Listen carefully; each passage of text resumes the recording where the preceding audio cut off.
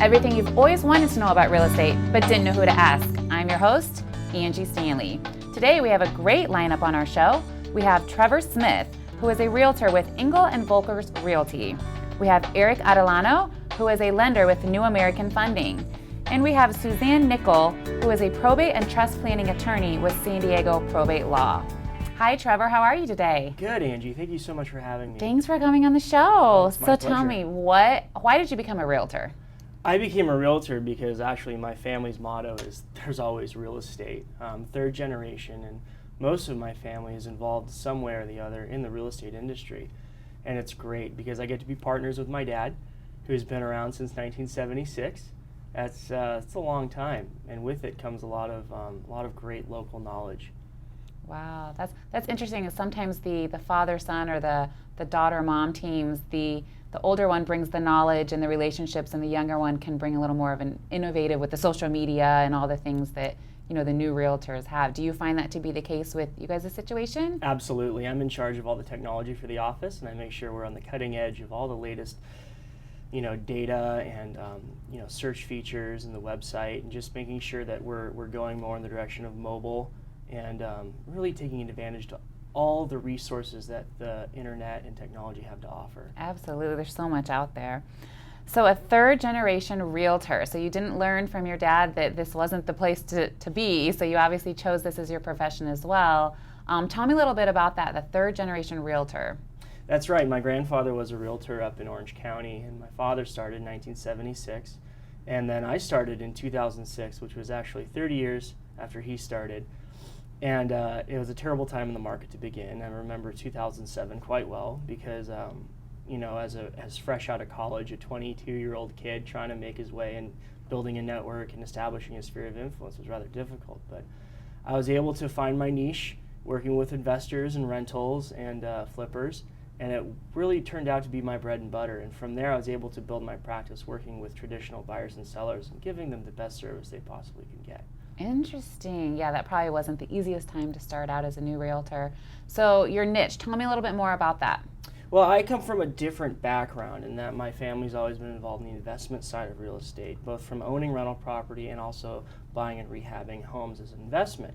So from that standpoint, I try, with my buyers anyway, to show them opportunities they may have otherwise missed, or homes that weren't marketed properly that they can really buy and make their own. And at the end of the ownership cycle, when it's time for them to sell, they're going to walk away with a nice tidy profit instead of maybe losing money like many sellers have found themselves, especially in the down market. Interesting. Now, how do you market that as being your niche? How do people know that you offer those services?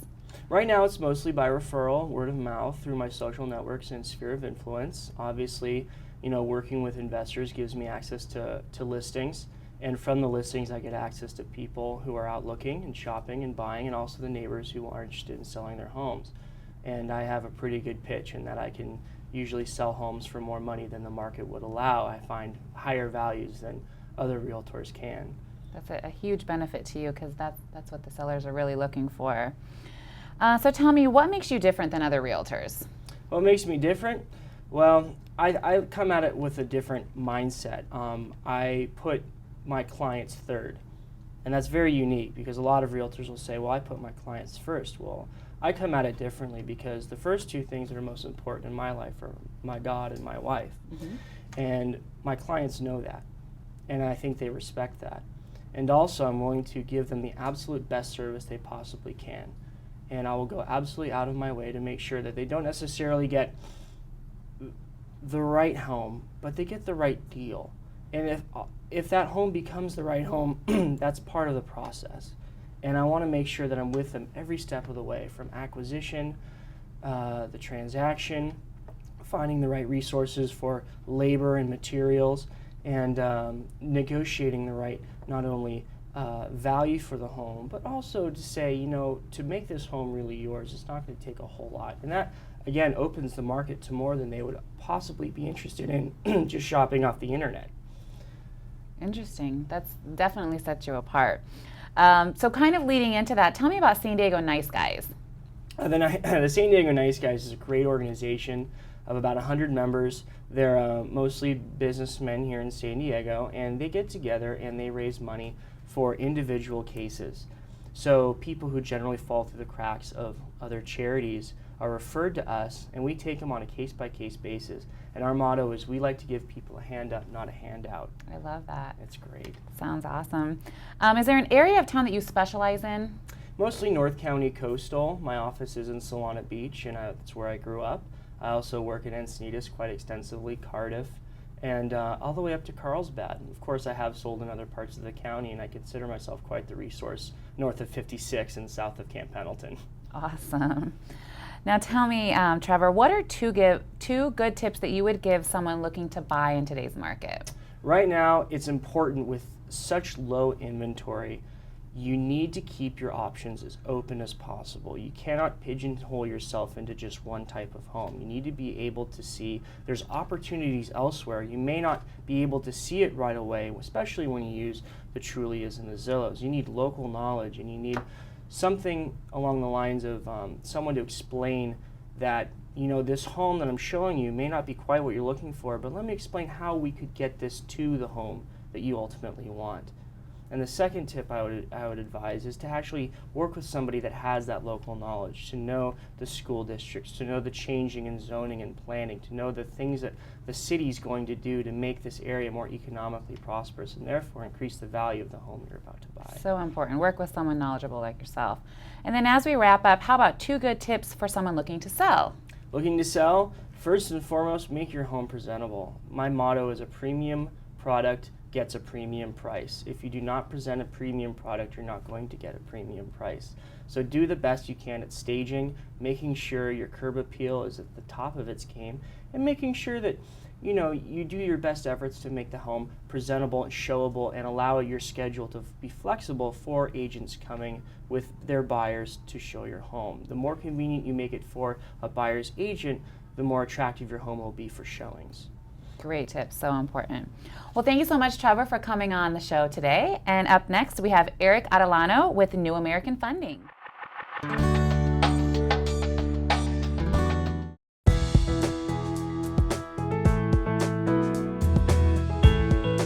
Hi, I'm Suzanne Nickel from San Diego Probate Law, and you're watching You're watching Oakwood TV. Oakwood TV. Oakwood TV. OakwoodTV.tv, the first online TV station for the real estate industry.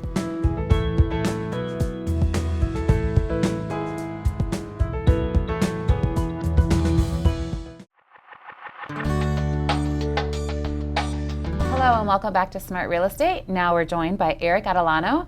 Eric is a lender with New American Funding. Hi Eric, how are you today? I'm doing great, thanks. Good, thanks for coming on the show. Thank you for having me. So tell me, why did you become a lender? Well, I became a loan officer at a pretty young age when working with Bank of America. Being offered the position, I was a little scared of the commission only.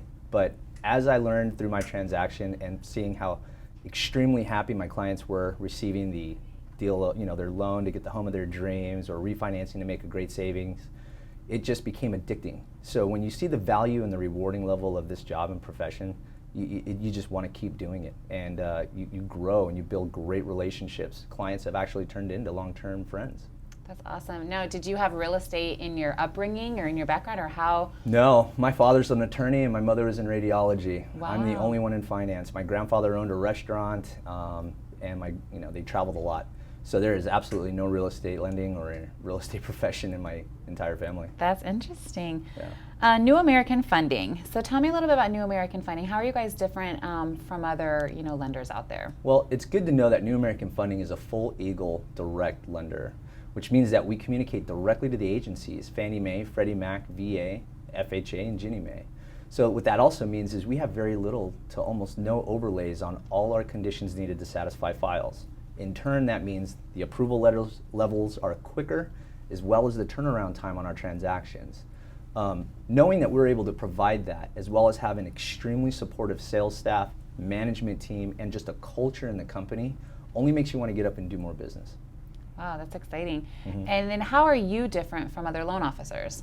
Well, personally, I'm a pretty aggressive salesman. I like to go out and market heavily. I like to meet a lot of people. I engage a lot in caravans and also nonprofit organizations. I like making myself known, but I also know that reaching out to those clients that really need the help is what I'm looking for. I really want to find those homeowners that have been denied more than once, or the ones that just don't have any more faith in the industry, because New American will provide that opportunity for them to really feel like they're being helped, that they're being engaged in what it is that is a priority to them.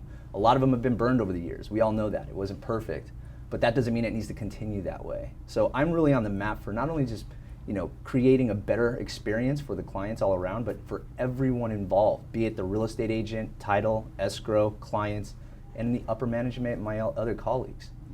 That's interesting. So you go to caravans, obviously, to network and build relationships with the realtors, and then the nonprofit work that you do. Is there anything marketing-wise that you do specific to let these clients that you're talking about that maybe have been burned numerous times, that they do have an option with you to possibly, have a successful transaction? Well, I've been doing first-time homebuyer seminars for a little while now, but I'm reaching a different level of communication where we have an employee mortgage benefit program. So through an HR department of any big corporation, I'm able to share the advantages of working with New American Funding. I feel that once they're in their own zone with their employer and they're happily employed and they get these information that they can have loans at a discounted level, if we have the program with them, then they begin to see a little bit more of a sunnier side of lending. So it really does start with allowing a gift to them and letting them know that you can learn how to get this home loan or to become a homeowner, and your dreams will come true.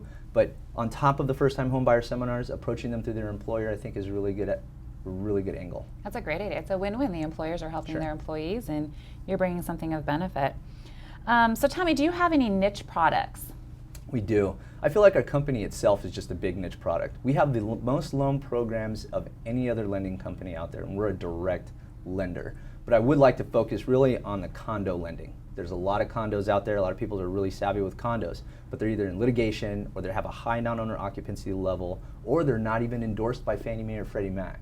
Well, we can do lending on all of those. I feel that's a really powerful tool to use, especially with first-time home buyers coming up. Rates are at a really good low right now. Affordability is there, and the properties are going to be priced for them to buy. So when you have these types of programs that at first would just shun lending, we're in there saying, hey, come on in. Let's go ahead and get this house for you. That's awesome, because I do know that the owner occupancy rate has been an issue with condos in the past. It really has, and we're going to turn that around big time. That's awesome. So tell me, Eric, where do you see the market today? Is this a good time to buy, a good time to sell? What are your thoughts? That's a really great question. I am not a real estate agent, but I do have a lot of perspective on how the market is going, and I feel it's the strongest it can be. We're seeing housing prices come up to where they were back in 2004, before that real big boom. So when housing prices are starting to appreciate, that's a really good sign. We saw a 20% increase last year. You're going to see about a 12% this year. But qualifying the buyers is happening. This is different than the other buyers that we were seeing in the past. So they're going to be holding on to those mortgages. They're going to want to invest more, and they're going to want to see their property appreciate. This is the best time to buy. If I could suggest anything to anybody, it would be run, don't walk.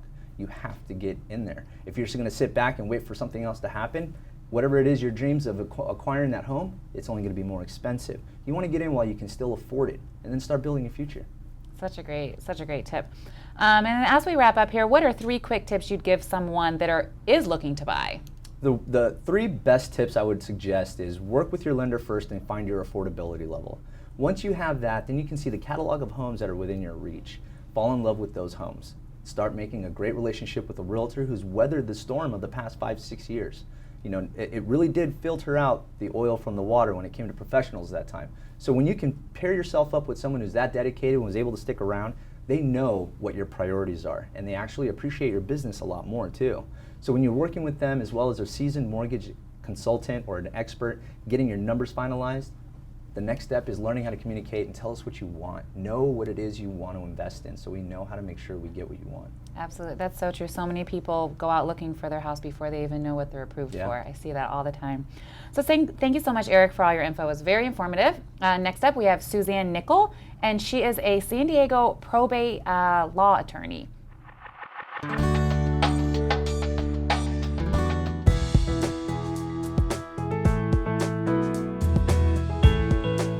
Hi, my name is Jasmine Corona with Farmers Insurance, and you're watching. And you're watching. And you're watching. And you're watching. And you're watching Smart Real Estate. Smart Real Estate. Smart Real Estate. Smart Real Estate. Everything you ever wanted to know about real estate, but didn't know who to ask? Find your answers at Smart Real Estate.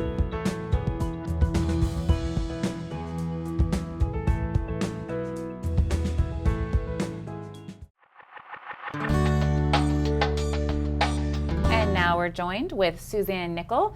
And Suzanne is with the law offices of Suzanne Nichols with San Diego Probate. How are you, Suzanne, today? I'm so good. Thank you so much for having me. I really appreciate it. Thanks for coming on. So tell me, what exactly is a probate and trust planning attorney? It's a really good question. A probate attorney is someone that will help you through the process of administering someone's estate once they pass away.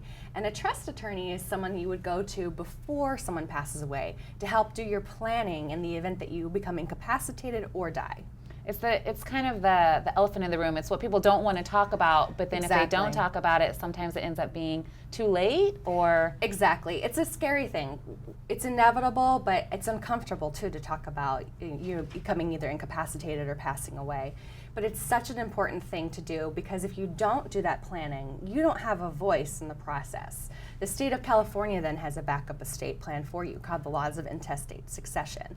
So if you confront what's scary and go sit with an attorney who you're comfortable with, that you feel that you can work through the process with, you'll feel so much relief at the end and such a stress burden lifted from you that you were able to have a voice as to who's going to be in control of your assets when you become incapacitated or pass away, and who's going to inherit them, and on what terms. So really, should anyone that owns a home have that home in a trust? Absolutely. I would say 100% if you own real property that you need to have it in a revocable living trust. And that's what I've been told, but it seems like statistic-wise, I doubt even 80% of people have their That's property in a correct, because trust. we still have probates. That's why I'm an estate planning and probate attorney, because a lot of people are gun shy and just don't ever complete the estate planning process, or they do and they only have a will. And there's a common misconception that a will avoids probate, but a will actually has to be probated. It has to be approved by the court, and then the court supervises the administration of that will at the very end. And it's a very expensive process of going through the probate court because there's statutory fees that are carved out for the attorney and the personal representative, the person handling the estate on behalf of the decedent. And they come right off of the top. So you need a will and a trust. Correct. A backup plan. A nice little system. And what's the difference between a will and a living will? That's a really good question. So a will is your death instructions, I like to say. It's a document that we create during our lifetime, but it's not effective until we die and until the court says that it is. And a living will is actually something that's commonly used on the East Coast to talk about your healthcare decisions. Out here in California, we generally call it an advanced healthcare directive, but that's what the most recent act is.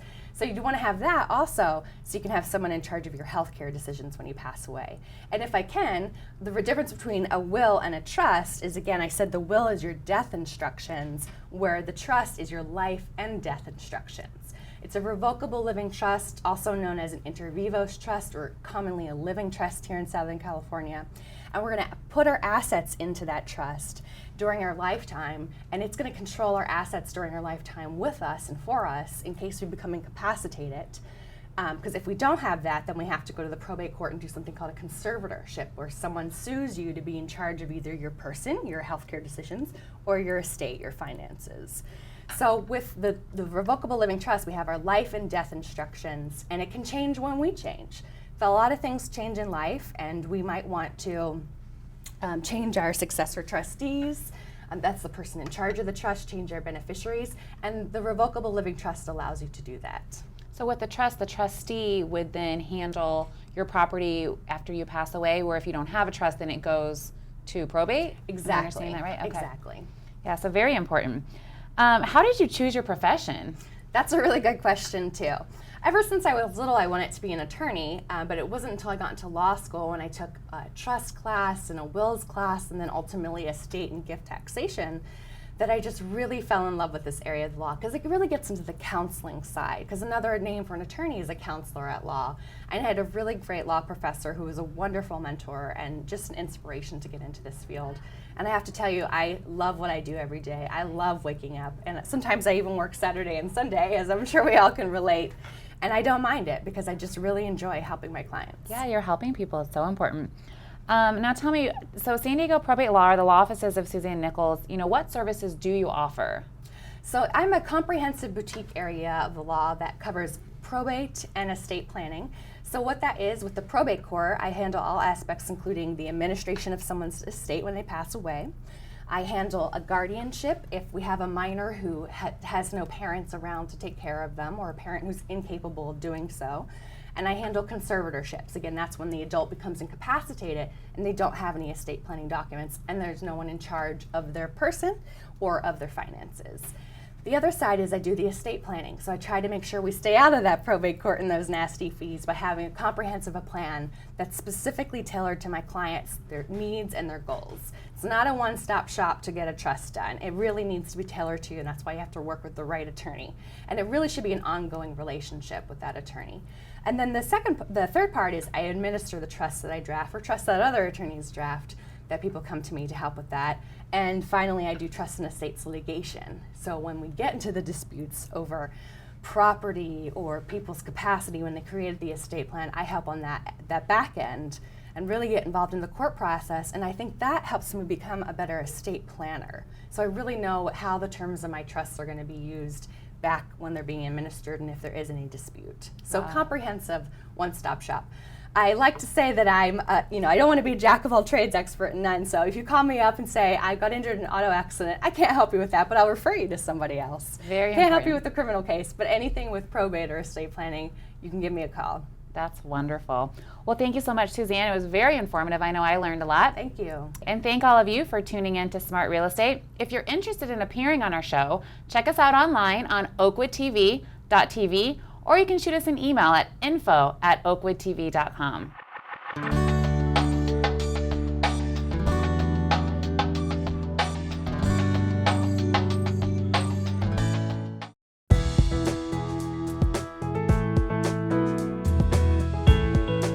I'm Amy Scruggs with New American Funding, and you're watching. And you're watching. And you're watching. And you're watching. Oakwood TV. Oakwood TV. Oakwood TV. The first online internet TV channel for the real estate industry. Stay tuned. You don't know what's coming next.